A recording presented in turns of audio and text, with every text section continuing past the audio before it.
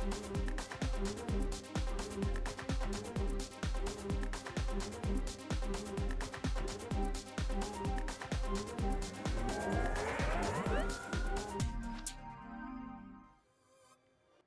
and welcome to TVRI World Special Report about the Turkiye's earthquake update with me, Narendra Pawaka. Let's start with the first update. More than 46,000 people have been killed in the earthquake that struck Turkey and Syria, and the toll is expected to soar with some 264,000 apartments in Turkey destroyed and many still missing as rescuers listen for signs for life under the rubble.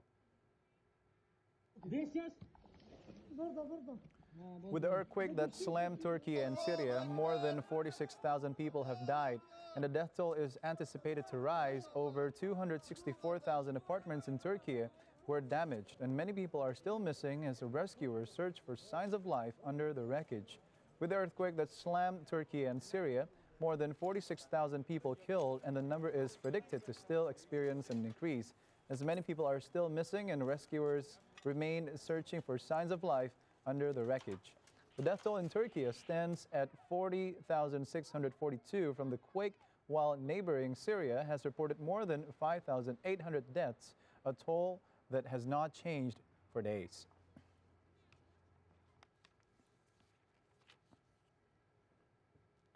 Disaster and Emergency Management Authority reported on Saturday Turkey's death toll from earthquakes that struck 12 days rose to 40,642. The head of the Disaster and Emergency Management Authority, Yunus Sezer, said Turkey's death toll from earthquake that struck 12 days ago rose to 40,642. According to Islamic traditions, the dead should be buried as quickly as possible, if not immediately. In the Turkish city of Diyarbakir, dozens of new graves have appeared at a burial ground for people killed by the earthquake, which struck 12 days ago. Each freshly dug grave was topped with a grave marker marking the same month of death, February 2023, when the city was devastated by the deadliest earthquake in Turkey's modern history. The toll is expected to soar, with some 264,000 apartments in Turkey destroyed and many still missing as rescuers listen for signs of life under the rubble.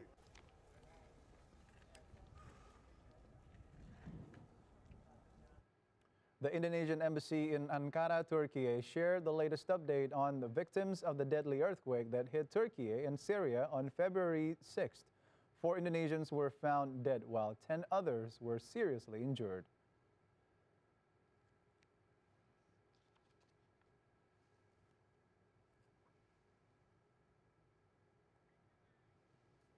Indonesian ambassador to Turkey, Lalu Muhammad Iqbal, said in a statement on Saturday that there are around 500 Indonesian citizens living near the earthquake area. 128 people have been evacuated, while 10 others were seriously injured and 4 people were found dead. Ambassador Iqbal said a number of Indonesian citizens are still living in temporary shelters located near the quake's area and needing supplies from the embassy in Ankara.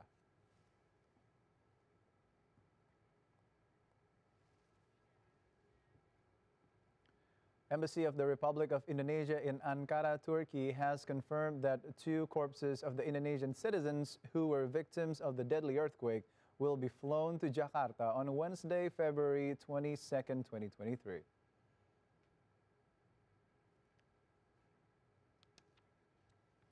Indonesian ambassador to Turkey, Lalu Muhammad Iqbal, in a statement on Saturday, said the disaster victim identification, or DVI, team of Indonesian National Police has identified 2 Indonesian citizens who became victims of the deadly earthquake, namely Irma Lestari and Niwayan Supini. The 2 dead bodies will be flown to Jakarta on Wednesday, February 22, 2023. Irma Lestari and Niwayan Supini were found dead on February 17th under a collapsed apartment building of Galeria residence in Diyarbakir city. Both victims worked as professional spa therapists in the city. Ambassador Iqbal said he has informed both families of the victims in Bali. He added that the Indonesian embassy in Turkey and Foreign Ministry have arranged the return of the 2 bodies to their hometown in Indonesia.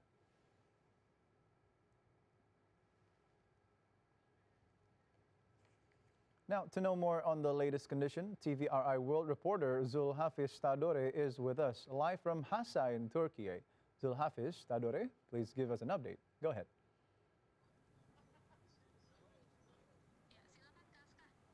Well, thank you, Eda. Thank you, Eda. I'm currently here in Hassa district and Hatay province in Turkey, and currently at the Indonesian field hospital provided by our Indonesian government and consisting of Health Ministry and Muhammadiyah Islamic Organization, TNI, Indonesian Armed Forces and Indonesian Police. And to know more the latest update, the current situation here at the field hospital provided by Indonesian government, I'm joining by one of the volunteers here from the Indonesian Embassy to Turkey, Sultan Muhammad Reza. Reza, thank you very much for joining with us today here on TVRI World. Very good afternoon. Reza, can you please take us around to see the current situation here, and then what are the facilities provided by the Indonesian government to the emergency medical team here to support the following the earthquake, deadly earthquake? I'd like to introduce some things in here. So this is the triage. We usually do some of the some registrations and some a little bit like general medical checkups here. So as you can see here, there's a lot of patients are waiting to be registered inside. Inside there are two tables with two doctors and translators as well. So as we can see here, there's very various patients from all of the affected regions in the earthquake regions. So if I may, let me ask some of the residents here for the Yeah, sure. sort of thing. Selamünaleyküm abi. Aleykümselam. Biz Endonezyalı televizyonu geldi. Biz sormak istiyoruz size. Hastalığı ne var? Hastalığımız kimi soğuktan öksürüyor, soğuk algınlığı. Genelde soğuk algınlığı. What did he say? So he says that he has a cold. Ateşiniz var mı? Yok değil mi? Yeah, so he has a cold and a little bit of coughed. Like balgamlı mı? Kanlı mı? So it's like öksürük var mı? It's a wet cough. It's not that dry cough. So yeah, that's all for him. I think he should go inside and get kayıt. Can you please ask them how are they feeling? I mean, because they have, the treatment from the Indonesian emergency medical team. How are they feeling about this? Bunlar nasıl düşünüyorsun? İyi mi? Kötü mü? Orta mı? Yani var olun. Çok güzel bir duygu. So he said that he's very thankful for the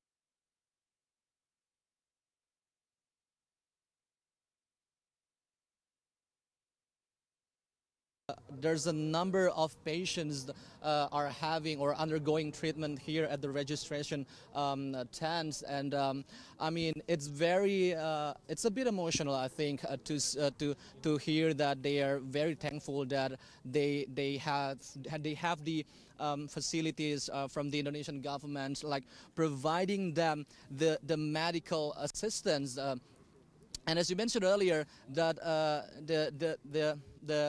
the person that you are talking about, he said that he is very thankful for it. Yeah.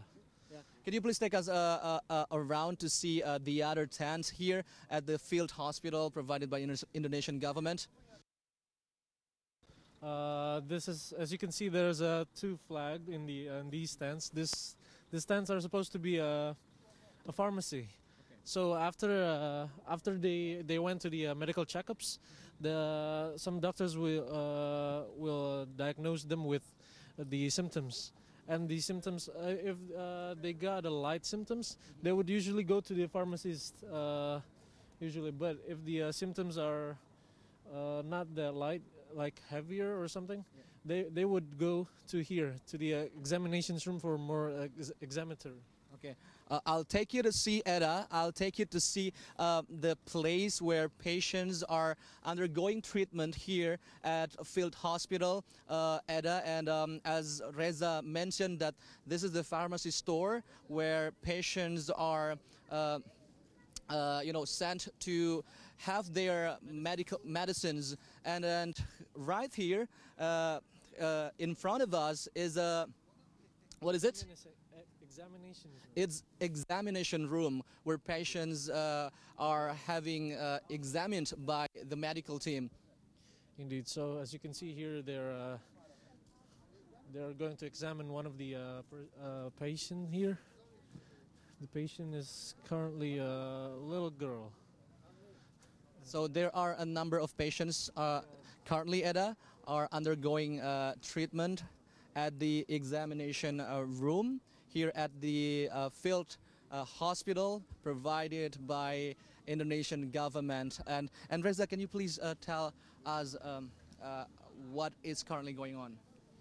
So as we can see here, I think the kid here has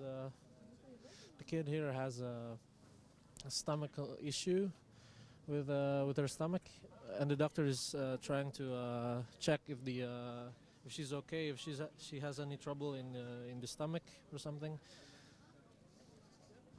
Here. We're gonna ask the mother here because I think this is her parents, Edda, and we're going to see the parents here. Reza. I think we should wait a while because he's.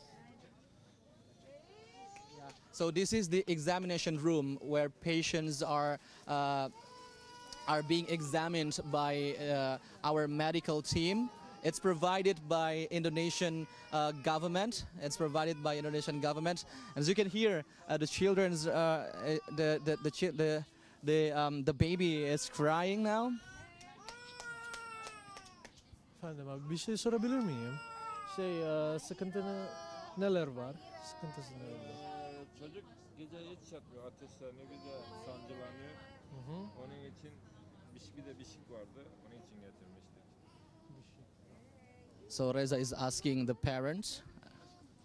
So yeah, the kid is having a cold last night. That's all, and he said that she has something going on with her stomach. That's why the doctors are checking for the stomach areas. All right, we are taking you to see on the other side, Edda, after the examination room, here at the Field Hospital, it's provided by Indonesian governments. And there's another room or tent, emergency tent. It's for psychological, if I'm not mistaken. Yeah, it's for psychological and psychiatrist tent. Usually people won't go here because they don't. Sometimes they don't have like psychological illness. So this is the first time I see the tent went operational as well. So as you can see here, there's a lot of people inside, and I think the patients are waiting to be treated inside. So each day, is there any specific number? Can you give us a specific number each day patients are having or undergoing treatment here at the Field Hospital, Reza? Usually there's hundreds, I think, like 100 or 150 per days. By this date, it has reached like 500 patients that came here to get examined and to get healed and something. Yeah, I'm wondering about how many emergency medical teams are working here.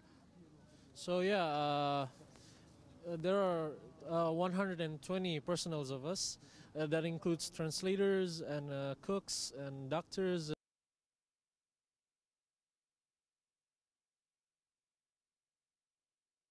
Like 45 from the 120 personnels.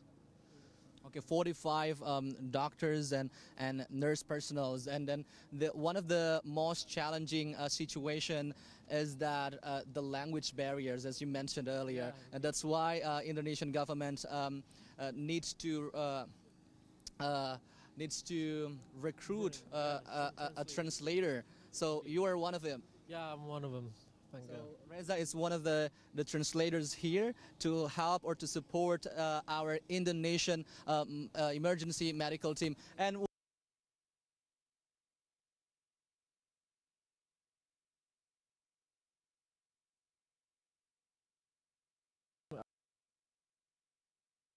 Let me. So, as we see here, it's an emergency room. It has a there's a, what is it? A heart examination inside. We cannot go inside, but inside there's a, what is it, like an emergency equipment, like an airway equipment and breathing equipment and such as like that. And there's also a defibrillator inside. Reza, what about the pharmacy stores stocks? Is it enough to provide or to support all the patients that are coming every day? As you mentioned earlier, hundreds of local people are undergoing treatment here at the field hospital. I think there's not enough medicine for them because per day it'll be like hundreds of them coming, and well, most of the medicines are going to expire by nearly, nearing this time. So I think, but there's an info that Indonesian embassy is sending more medicines coming to this way to this field hospital. So yeah. Well, and if I'm not mistaken, as Reza mentioned earlier, that there's another aid distribution will be sent or will be delivered as soon as possible, along with the our ministry, Minister Muhajir Effendi will be landing in Adana Airport tomorrow on the 21st of February, and then Minister Muhajir Effendi will be visiting field hospital of Indonesian emergency medical team, and then the minister will take a visit here at the field hospital. And Reza, other than medical equipments or emergency tents, as I can see that there's also several other tents here at the field hospital from the Indonesian Armed Forces and Indonesian National Police, and also from the BNPB here. Can you tell us more about that? Yeah, sure. So most of the tents there are for sleeping tents. We as the translators usually sleep in this EMT tents. Yeah, these two over there, and this is for the police, Indonesian Police Forces doctors, and next to it, it's Indonesian Armed Force doctors. Well, so it's for the all rescue workers or medical team workers. Indeed. Yeah. And I'm wondering about the challenges. What are the challenges that have been facing by the medical team workers here, or all the rescuers that are working here at the field, Reza? So one of the biggest problem is the generators.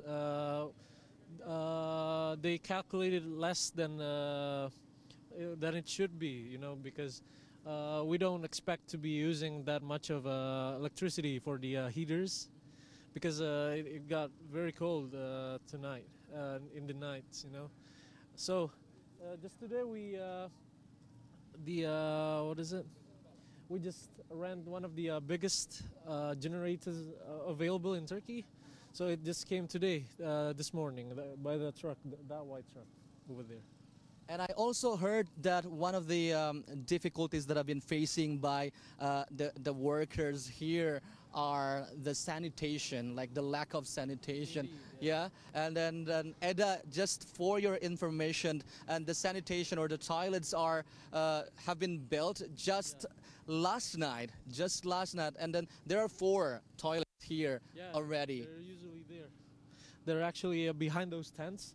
Oh yeah, about those tents, they're supposed to be an operations room, but they've been discontinued because the Turkish government won't allow any more of operations thing going on the field hospitals. So yeah, as I'm mentioning, behind those tents there's toilets and other sanitary buildings. It just got placed last night or last afternoon, I forget. So a couple of days before if we are going to use some toilets, we have to people's houses and ask for permission to them for.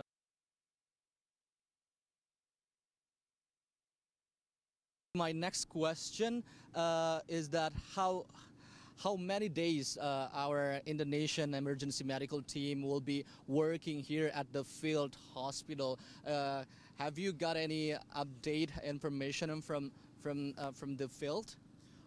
Presumably until 28th of February this month. 28th this month. So the operation will be ended on 28th of February.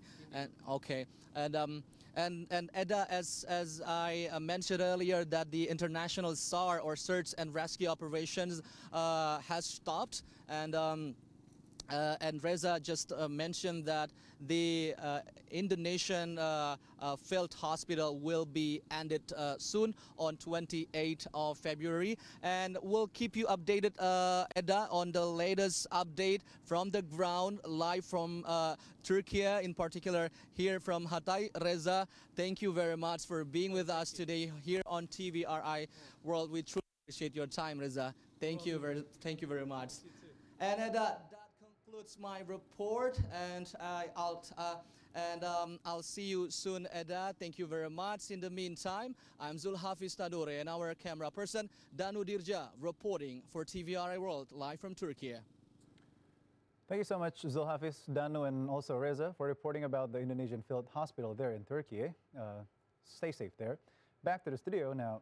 12 days after the quake hit, workers from Kyrgyzstan tried to save a Syrian family of 5 from the rubble of a building in Hatay city in southern Turkey on Saturday.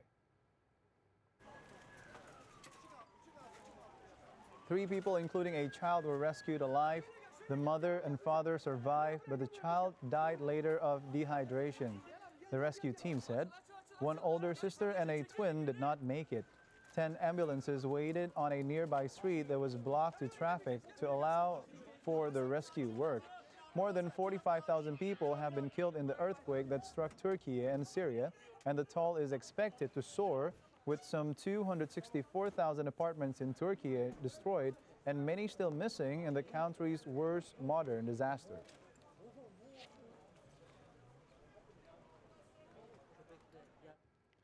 A man was rescued on Friday from the rubble of a building that collapsed in the southern province of Hatay 11 days after a massive earthquake struck the area, killing more than 43,000 people in Turkey and Syria.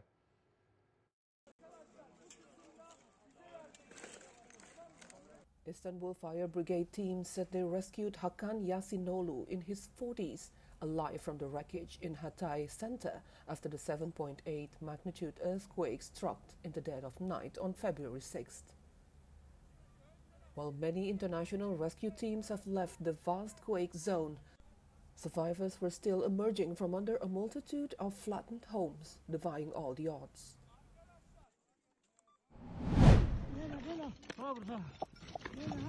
3 people, including a child, were rescued alive from the rubble of a building in Hatay city of southern Turkey on Saturday, 296 hours after the earthquake, state news agency Anadolu said. The mother and father survived, but the child died later of dehydration, the rescue team said. One older sister and a twin did not make it. A video published by the Ministry of Emergency Situations of the Kyrgyz Republic showed a rescue team finding a man trapped under rubble who was pulled alive. 2 other people, including a child, were also rescued. Post-disaster work has been carried out amidst multiple challenges and surrounding death toll in Hatay province, one of the worst hit areas of the 2 deadly earthquakes that torn up southern Turkey and northern Syria earlier this month, according to leading officials. The death toll in Turkey from the catastrophe on February 6th has risen to 40,642, and search and rescue efforts will be generally completed as of Sunday evening. Head of the Disaster and Emergency Management Authority, Yunus Sezer, said at a press conference on Saturday. As the province with the largest number of victims, the current search and rescue work is mainly concentrated in Hatay, with a total of 430,000 people in the quake zone being relocated to safer places, according to the official.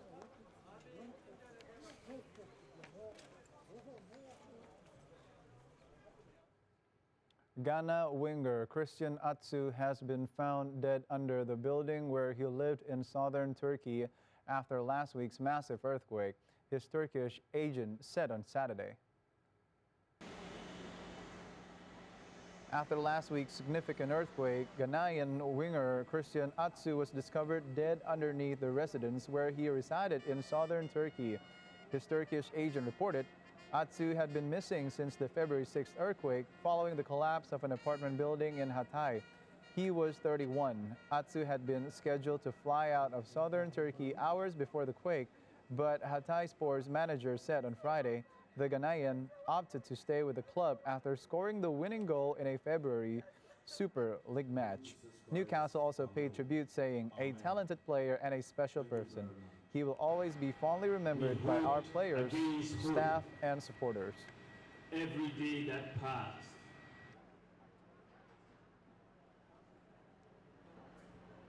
The Turkish government has stepped up its investigation and legal actions against suspects who are responsible for the collapse of thousands of buildings and severe losses of lives following the devastating earthquakes. The death toll from the 2 massive earthquakes earlier this month has exceeded 39,000 people in Turkey. Thousands of buildings collapsed, leaving destruction behind. Now the dust has begun to settle. Many residents are seeking answers. Locals are furious as they try to understand why there was so much destruction and who is to blame. Analysts have said there are several factors that contributed to the severity of the losses. The Justice Ministry of Turkey has established earthquake crimes investigation bureaus in quake-affected provinces to investigate faulty construction. Dozens of people have been arrested and are currently under investigation in connection with the collapse of thousands of buildings that caused deaths and injuries.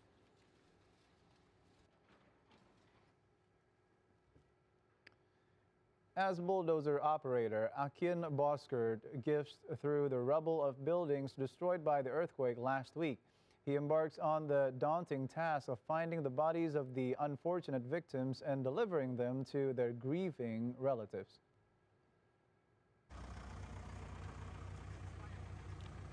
"42-year-old Bozkurt comes from Kayseri, around 250 kilometers north of Kahramanmaraş, the southeastern Turkish city that was closest to the epicenter. He arrived in Kahramanmaraş to help with the demolition of destroyed buildings.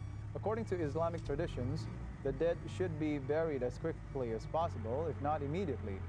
At a graveyard in Kahramanmaraş, thousands of new graves vastly outnumbered those which predated the earthquake, underlining the scale of the catastrophe. Tents had been erected to perform Islamic burial rituals and to wrap the bodies in a shroud. Empty coffins sent from all over Turkey were piled high. The head of the Disaster and Emergency Management Authority, Yunus Sezer, said on Saturday, Turkey's death toll from earthquakes that struck 12 days ago rose to 40,642.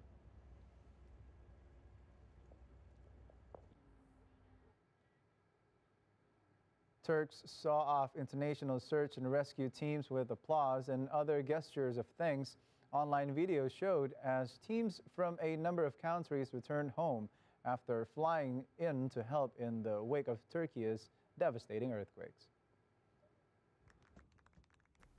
People applauded and embraced members of a South Korean rescue team in Adana on Saturday, February 18th, who also held a moment of silence for the memory of those killed, a video from South Korea's embassy in Turkey showed. There were similar scenes at airports in Adana and Adiyaman for rescue teams from France, India, and Taiwan. The combined death toll in Turkey and Syria stands at more than 46,000 people, but that figure is expected to rise, with some 345,000 apartments known to be destroyed in Turkey, and many people are still missing.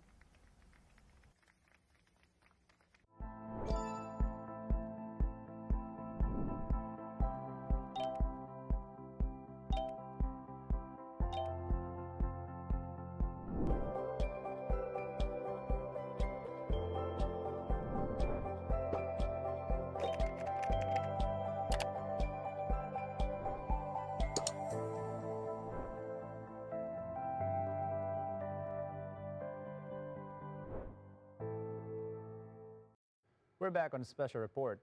A drone video filmed in Kahramanmaras on Saturday, February 18, showed the devastation caused by last week's earthquake in Turkiye, which forced families to seek shelter in tents erected in the city's stadium. 12 days after the quake hit, the death toll in Turkey stands at more than 46,000 from the country's worst modern disaster, while neighboring Syria has reported more than 5,800 deaths, a toll that has not changed for days. Families left homeless by the quake slept in tents set up on the field and ran track of the stadium as excavators sifted through the rubbles of demolished buildings. Some 264,000 apartments in Turkey were destroyed, and many people are still missing as rescuers listen for signs of life under the rubble.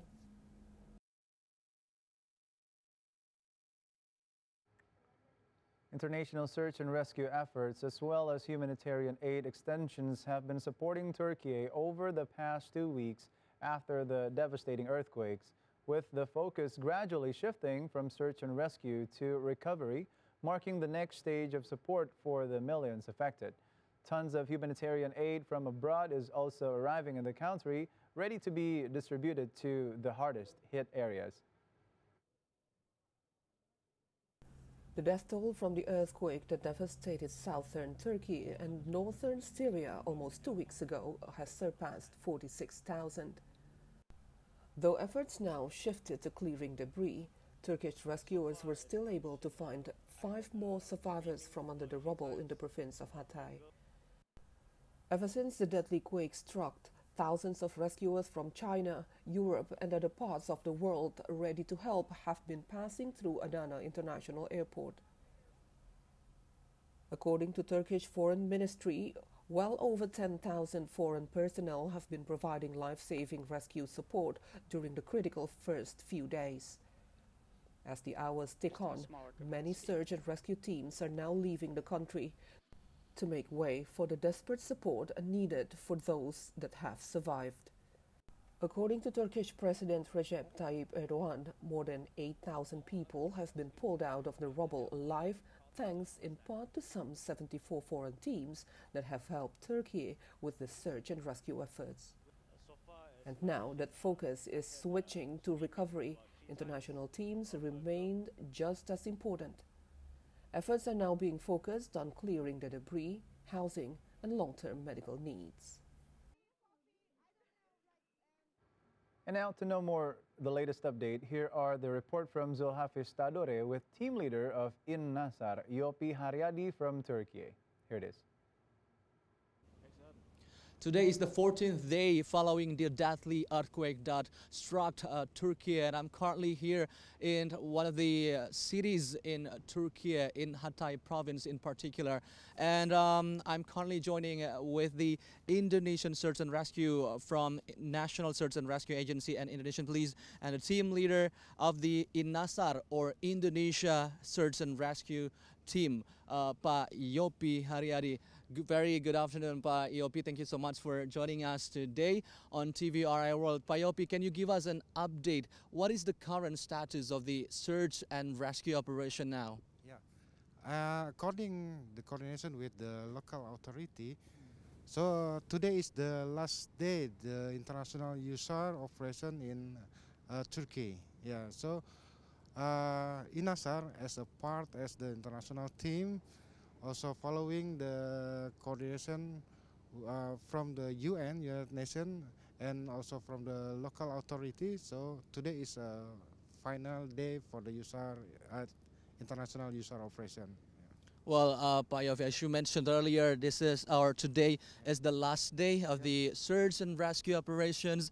How many how many of people have been rescued so far? Yeah, INASAR came at 12 February, so today is the 8th day of the INASAR operation, and we have rescued, we have evacuated 15 people in Hatay province. 15 people approximately Yeah. have been evacuated or have been rescued by the INASAR, and 15 people among others are still alive or they are being rescued. How can you say that? Yeah, unfortunately, we have evacuated the dead people because we came at the 6th day of the disaster in Turkey, that earthquake struck in Turkey. Well, Pak Yopi, it's very devastating to see the situation following the deadly earthquake that struck Turkey and the affected areas in Syria. And Pak Yopi, what are the biggest challenges or difficulties that have been facing by the SAR operation team? Yeah, the biggest challenge for the INASAR, you know, Indonesia is a tropic country. So in Turkey, I think this is the winter season and it's very cold in Turkey. So we must handle the situation. But so far, our team can handle the situation. We can conduct the operation in the cold weather. And the other problem for us is in Turkey, there are many high-stories buildings. So the breeze or the rumble, we call it like a pancake. So there's only small void to the rescuer to penetrate the location to rescue the people. Yeah. Well, Pak Yopi, again, I can't believe it's devastating to see the situation, and also we are very happy to see that we, our Indonesian team, are being together here to to do a search and rescue for the missing people and the evacuees. And Pak Yopi, have you identified any specific areas or buildings that require more attention? As you mentioned earlier, that as you can see, there's a lot of rubbles and debris everywhere. Have you identified some? Yeah, according to the information that handled by the UN, that there are two area that very bad or very get affected from the earthquake in Hatay and also in Gaziantep. That's why the UN set up two user coordination cell in Hatay and also in Gaziantep. And in Hatay, the most area that get affected is in the city of Hatay, like Antakya or Electric. So our team focus in Hatay province. Yeah. Right, Pak Yopi.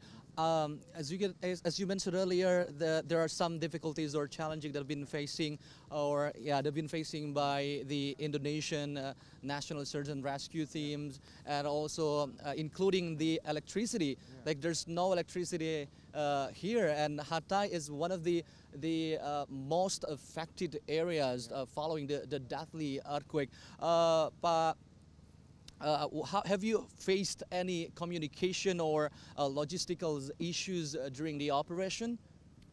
Yeah, we are.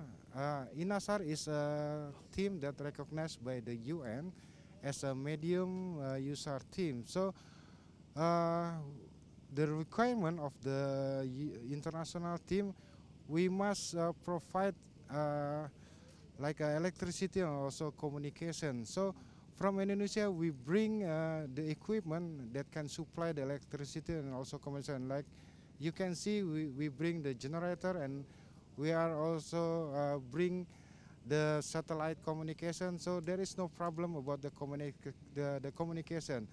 And also for the logistic, we must carry our logistic like a food or drink for 7 days. So, you know, we our team want to help the affected country. So we must prepare for ourselves to live and to operate with our logistic. So the affected country not get trouble with us when we're coming. Yeah. Yeah. As you mentioned earlier, you're providing the aid distribution and then the rescue and search. And have you faced or how are you providing support to the local communities here during the operations of Indonesian search and rescue team? Yeah, the Turkish people very kind. So when we do the SAR operation, some of the local citizen sometimes bring us the food, drink, and also the fuel, and we have no problem about that. So the local people know that we come to help them. So. What they can give to us, they will provide to us. Yeah. Yeah. But Yopi, as you mentioned earlier, today is the last day of the International Search and Rescue Team. Yeah. And I can see you have a lot of team or members that have been working together with you. Can you tell us how many people from the INASAR have been working together, providing the help or the support for the local communities here, Pak Yopi? Yeah. We are 48 person with the 2 search dog, and majority from the Basarnas, the National Search and Rescue Agency, and also we got the system from the police with their canine, and also the medical personnel from the Ciptomangun Kusumo Hospital. So we are not only bring with the rescuer, also bring the medical and also communication officer and also the logistic officer to provide our SAR operation. Yeah. Well, Pak Yopi, this is might be my last question, as you have been sharing with us a lot of stories and rescue operations providing by the Indonesian Search and National or Rescue Team.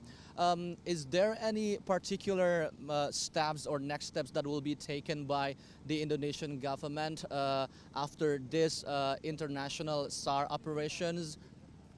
Yeah, the government of Indonesia also sent the EMT team and also logistic to help the Turkish people. So after the phase of the SAR operation, the medical will give assistance to the Turkish people, and also in 22nd February. Indonesia sent 2 aircraft for the as the aid for the Turkish people. Yeah. Pak Yopi, thank you very much for your time. We truly appreciate your time with us here on TVRI World. And please stay safe. And in the meantime, today marks the final day of the international search and rescue operation here in Turkey. And we'll keep you updated on the latest and from the ground here in Turkey. For there's a lot of aid distribution, and we'll keep you updated on that. And thank you very much. In the meantime, I'm Zulhafiz Tadore, and our camera person Danu Dirja reporting for TVRI from Turkey. Thank you so much, Zulhafiz, Danu, and Yopi for reporting from Turkey. And that is the end of our special report of the Turkiye earthquake updates. I'm Narendra Pawaka. Stay safe and healthy. I'll see you next time.